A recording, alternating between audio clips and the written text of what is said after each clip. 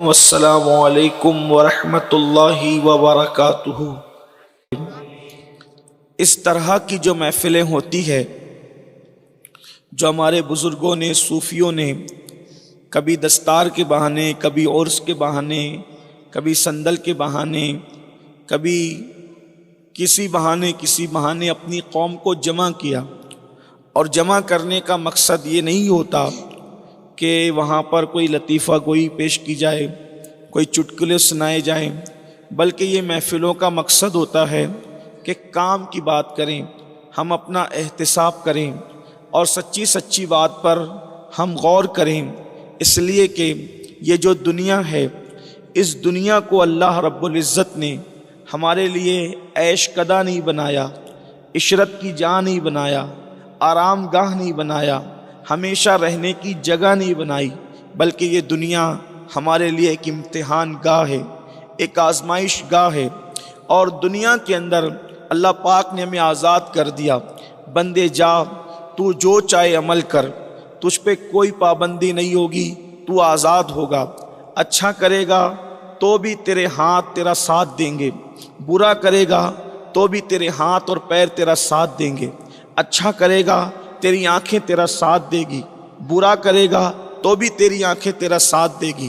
ایسا نہیں ہوگا کہ آنکھیں میں نے دی ہے، اچھا کرے گا تو آنکھیں ساتھ دے گی، برا کرے گا تو آنکھیں بند ہو جائے گی، ایسا نہیں، میں تجھے اختیار دیتا ہوں۔ لیکن ہاں یہ ضرور ہے کہ جب تو دنیا کے اندر میرے دیے ہوئے اعضاء کا استعمال کرنا، تو ساتھ ہی ساتھ تو اس کو ذہن میں رکھنا کہ تو دنیا میں جو کرے گا، رات کی تاریکی میں کر لے، دن کے اجالے میں کر لے، صبح کر، شام کر، چھپ کے کر، سب کے سامنے کر، ایک دن ایسا میدان سجاؤں گا جسے میدان محشر کہا جائے گا، اور اس دن تجھے اپنی عدالت میں کھڑا رکھوں گا، اور عدالت میں کھڑا رکھ کر میں تجھ سے خود پوچھوں گا، میں تجھ سے خود سوال کروں گا۔ قرآن کہتا ہے اس منظر کو بیان کرتے ہوئے، مالک یوم الدین، وہ روز جزا کا مالک ہے۔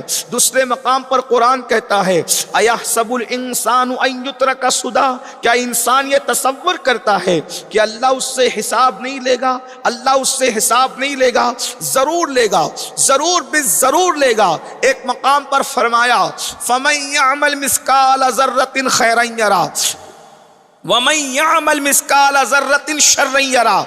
ایک ذرے کے برابر اگر تم نے نیکی کی ہوگی، اللہ تمہیں وہ بھی دکھائے گا، ایک ذرے کے برابر تم نے برائی کی ہوگی، اللہ تمہیں وہ بھی دکھائے گا۔ تھوڑی دیر یہاں ٹھہر کر ہم سوچیں، اللہ اکبر، ذرا توجہ کریں، ذرا غور کریں، اور پھر فکر کریں۔ اللہ اکبر، روزی کے معاملے میں انسان پریشان ہے تو اللہ فرماتا ہے روزی کے معاملے میں فکر کرنے والے فکر مت کر، میں تیرا مددگار ہوں، میں تیرا رزاق ہوں۔ بچوں کے معاملے میں انسان فکر مند ہے تو اللہ رب العزت فرماتا ہے میرے بندے اولاد کے بارے میں فکر مت کر، میں تجھے بھی کھلاؤں گا، تیری اولاد کو بھی کھلاؤں گا، تجھے بھی پالوں گا، تیری اولاد کو بھی پالوں گا۔ گھر کے بارے میں فکر کرتا انسان، اللہ فرماتا ہے اپنے معاملات میں فکر مت کر، بلکہ سارے معاملات مجھے سونپ دے، میں تیرے معاملات کا نگہبان ہوں۔ وَأُفَوِّضُ أَمْرِي إِلَى اللَّهِ إِنَّ اللَّهَ بَصِيرٌ بِالْعِبَادِ۔ اللہ رب العزت کی بارگاہ میں اس کا قرآن خود ہمیں سکھا رہا ہے۔ اللہ فرماتا ہے کہہ دو کہ ہم نے اپنے سارے کام اللہ کو سونپ دیے۔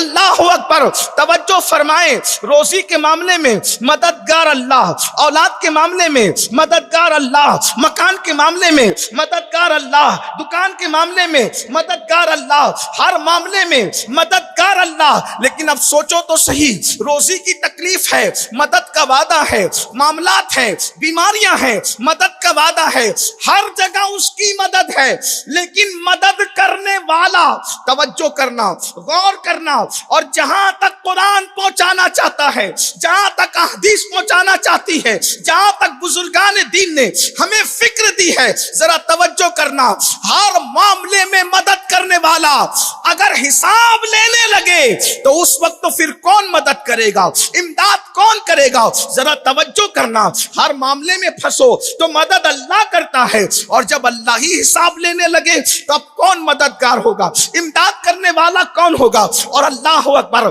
ہر معاملے میں اللہ کہہ رہا ہے فکر مت کر، میں ہوں، میں تیری مدد کروں گا۔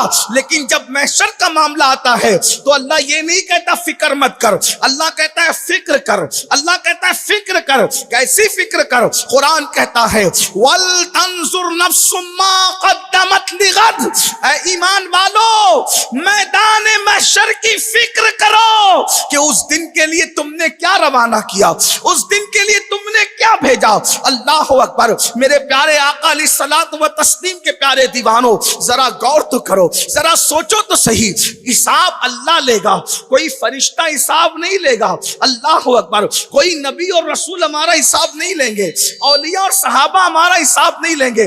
حساب لینا کس نے ہے؟ اللہ نے۔ اور پھر سوچو وہ کتنا دانا ہے، ذرا غور تو کرو مسلمانوں۔ اگر وہ ہماری نمازوں کے بارے میں پوچھ لے، یعنی ہماری نیکیوں کے بارے میں پوچھ لے، ہم اللہ کو نیکیوں کا جواب نہیں دے سکتے۔ جب وہ ہمارے گناہوں کے بارے میں پوچھے گا ہم اس کو کیسے جواب دیں گے؟ تھوڑا تصور کرو، اگر پیر ہمارے گناہ کے بارے میں پوچھ لے تو ہمارا سر جھک جاتا ہے، ہم پیر کو جواب نہیں دے سکتے۔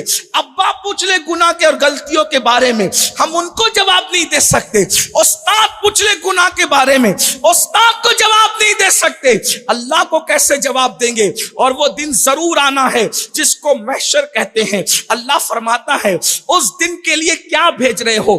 فکر کرو، اس دن کے لیے کیا بھیج رہے ہو؟ غور کرو۔ اب مجھے بتاؤ میرے آقا صلی اللہ علیہ وآلہ وسلم کے دیوانوں اور پونا قرب جوار سے آنے والوں، ذرا توجہ تو کرو، ہم نے آخرت کے لیے کیا روانہ کیا، کیا بھیجا؟ اور اللہ پوچھے گا۔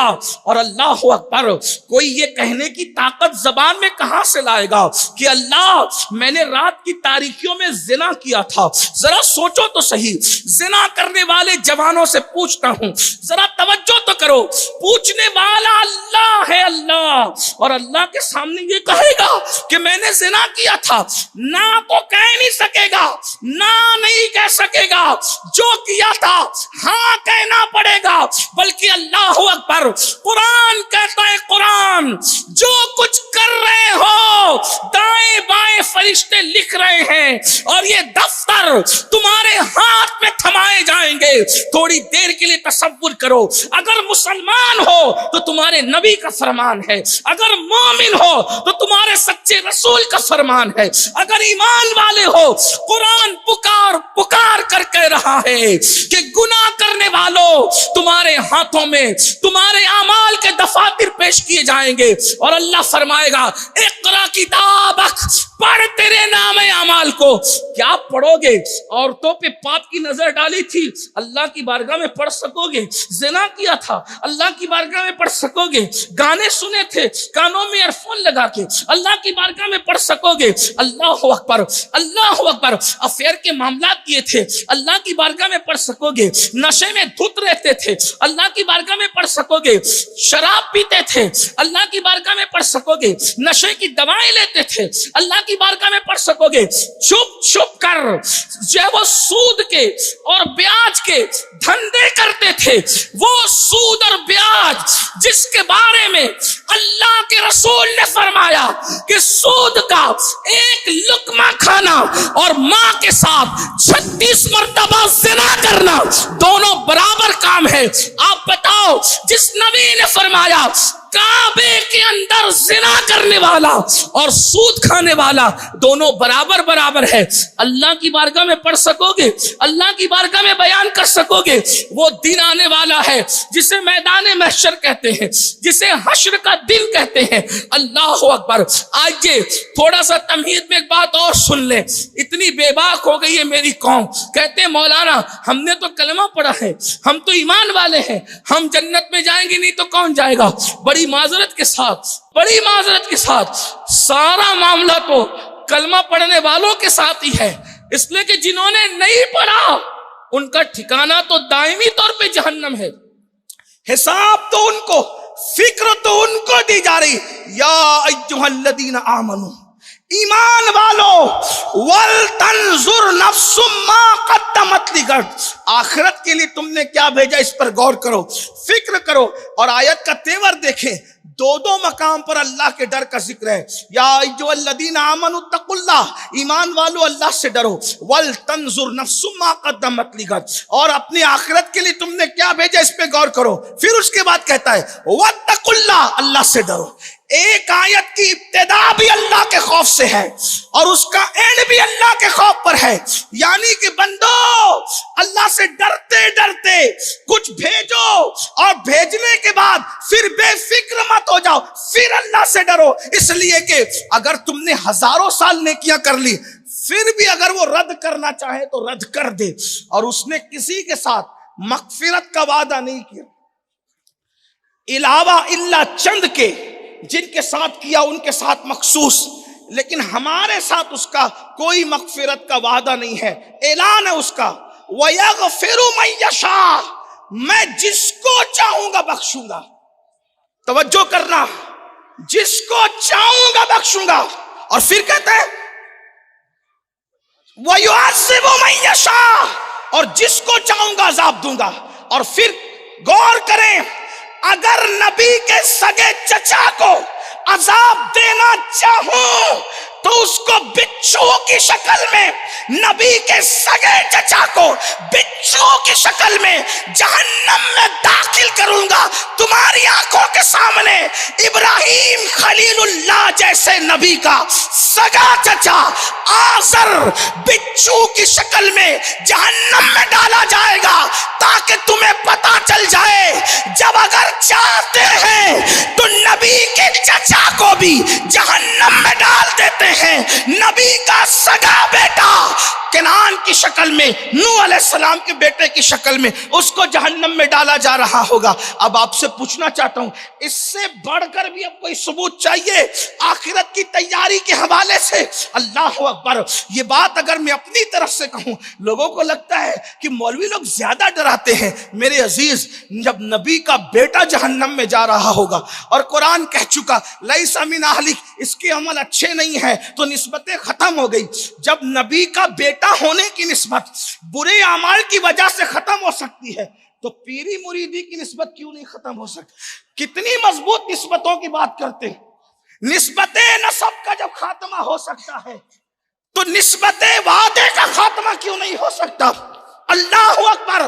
قرآن کہتا ہے کہ نوح علیہ السلام کے بیٹے کے عمل اچھے نہیں تھے۔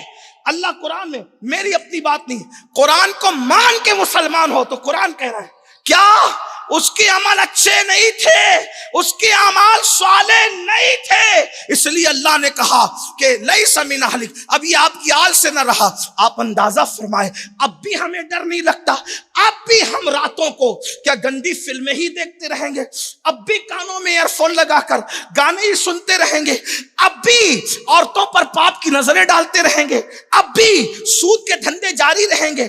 اب بھی ماں باپ کی توہین ہوتی رہے گی؟ اب بھی مسجدوں کو ویران کرتے رہیں گے؟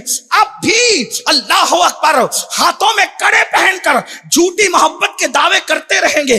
اب بھی اللہ اکبر بکتی اونٹوں کی طرح اپنے سر کے بال بناتے رہیں گے؟ اب بھی کھڑے ہو کے پیشاب کرتے رہیں گے؟ اب بھی چوریاں کرتے رہیں گے؟ اب بھی مشرک یہود نصارہ کی طرح اپنے چہرے بناتے رہیں گے؟ بتاؤ تو صحیح، جب اللہ فرما چکا آخرت کے لیے کیا بھیج رہے ہو؟